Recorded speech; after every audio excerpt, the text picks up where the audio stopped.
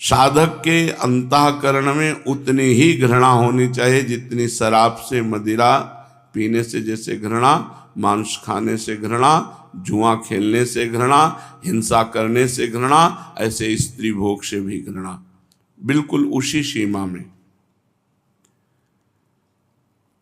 जिसका मन विषय भोगों की तरफ रुचि करता है तो साधन तो परमात्मा का करता है, पर रुचि उसकी भोगों में होती, इसलिए भगवान नहीं मिलते। इसीलिए मन और इंद्रियों को अपने वश में नहीं कर पाता, इसलिए उसको योग की प्राप्ति में, भगवत प्राप्ति में बड़ी कठिनता होती है।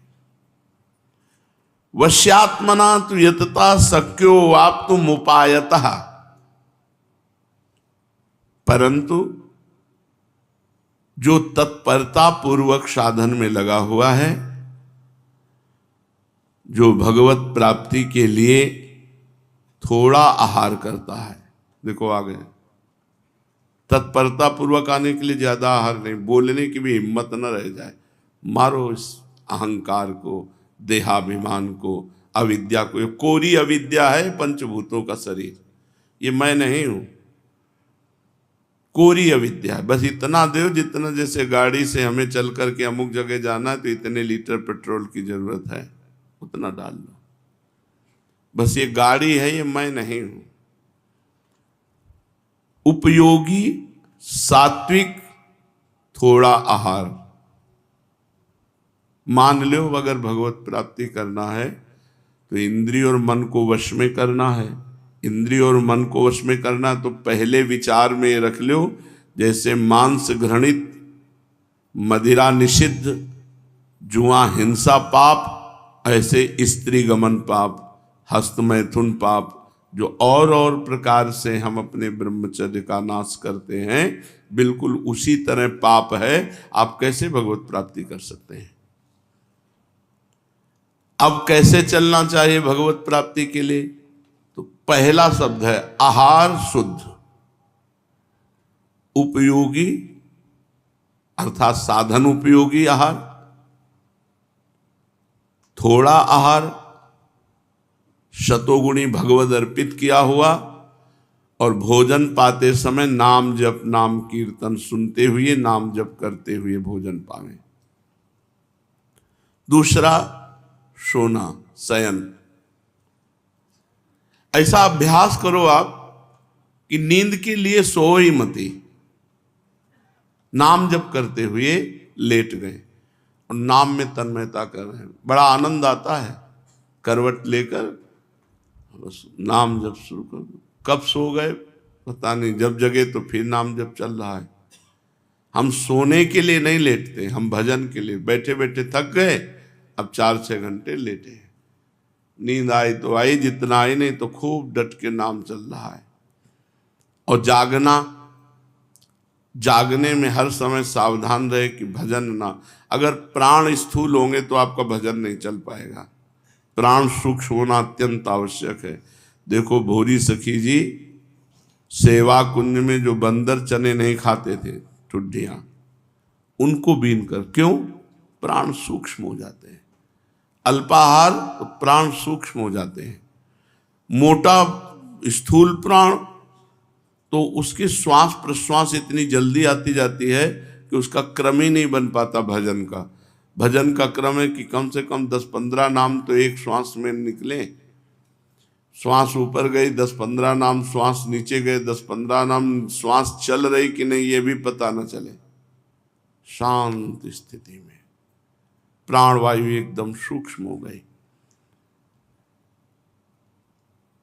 जागना बड़ी सावधानी से, जब तक निद्रा की स्थिति में न पहुंच जाए तब तक हमारा कोई संकल्प न बनने पावे, गंदी बात न चलने पावे, कोई चिंतन न चलने पावे।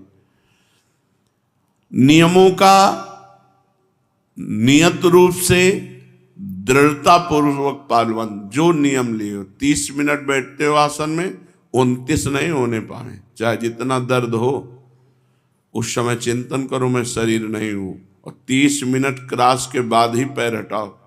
जो नियम लो दृढ़ता पूर्वक उसका पालन करो। जिसका मन इस तरह से भोजन शुद्ध, सोना ठीक, जागना ठीक, नियम नियत रूप से दृढ़ता पूर्वक पालन, तो मन वश में होने लगता है। भगवान कह रहे हैं वश्यात्मना तु यतता शक्यो वाप्तुम उपायतः। ऐसे उपाय करने से मन धीरे धीरे वश में होने लगता है। इतमे मति, ये मेरा मत है।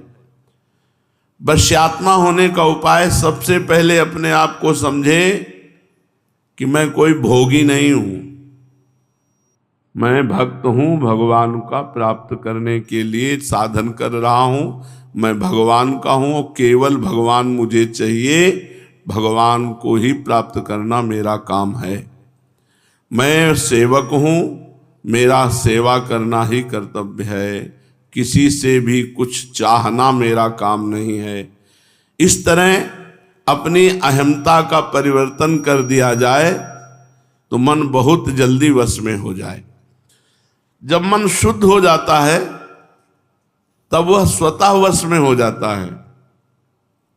मन में उत्पत्ति विनाशशील वस्तुओं का राग रहना ही मन की अशुद्धि है।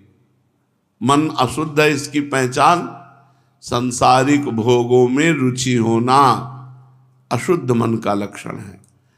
जब साधक का एक भगवान का दृढ़ उद्देश्य हो जाता है, जिसके मन में उत्पत्ति विनाशशील भोगों की नहीं, भगवान की प्राप्ति की चाह है, उसका मन शुद्ध माना जाता है।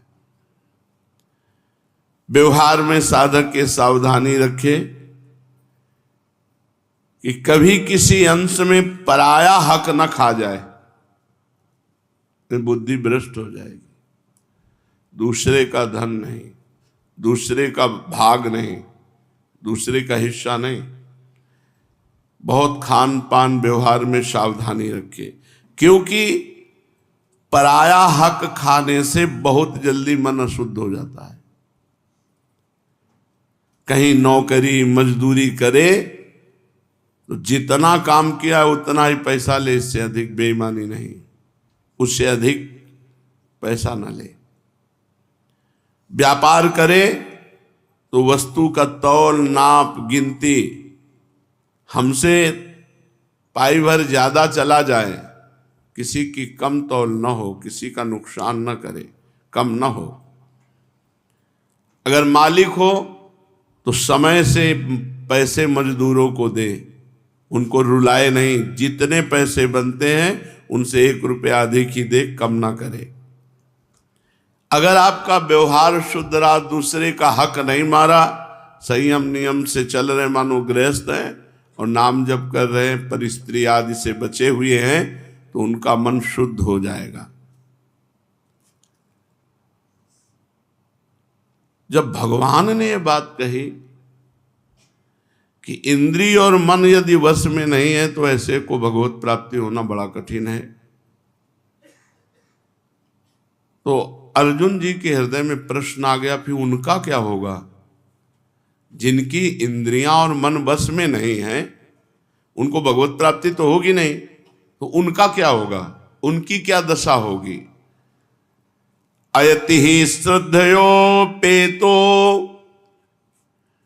योगाचलित मानसः अप्राप्य योग्य संसिद्धिं काम गतिम कृष्ण गच्छति। हे कृष्ण, अयति श्रद्धयोपेतो योगाश्चलति मानसा, जिसकी श्रद्धा है, साधना करता है, नाम जप करता है, भगवान का ध्यान करता है, सत्संग करता है, स्वाध्याय करता है, श्रद्धा है उसकी, पर अंतःकरण वश में नहीं है। बहुत बढ़िया प्रश्न किया। नाम जप करता है, भगवान पे पूर्ण श्रद्धा है, ध्यान करता है, सत्संग करता है, स्वाध्याय करता है, तीर्थयाटन करता है, सब करता है, पर मन वश में नहीं, अंतःकरण वश में नहीं। और आपने कहा कि जिसका मन वश में नहीं उसको भगवत प्राप्ति नहीं होती।